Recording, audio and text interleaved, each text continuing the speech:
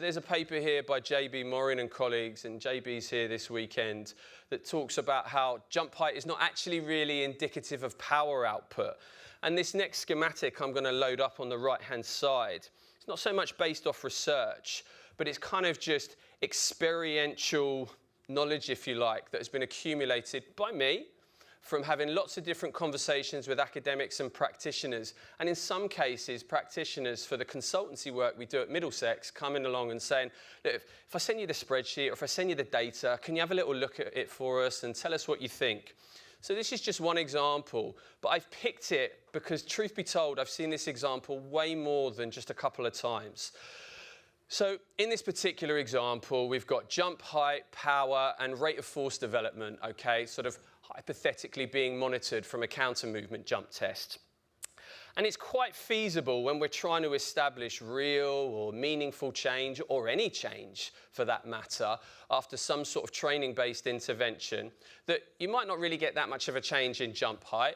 Power output goes up, but RFD goes down. And so if I was your line manager at work and I went, did they actually get any better? Actually, it becomes inherently quite difficult to answer that question now, because one metric's not really done much. One's got better and one's got worse.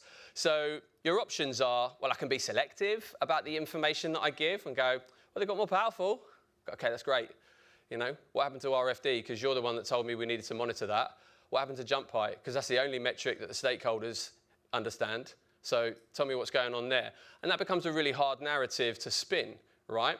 It's also entirely plausible, given that power probably only really explains about 50 to 60% of jump height.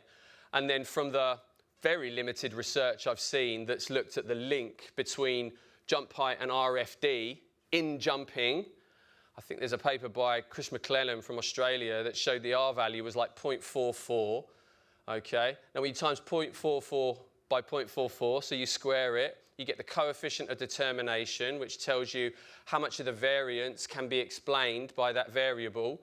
RFD is explaining, based off that study, mind, less than 20% of jump height. So it's entirely feasible when you select metrics like this that one might not change, one might get better, and one might get worse. And we're back to that original problem of, did they get any better? Really difficult to know, right?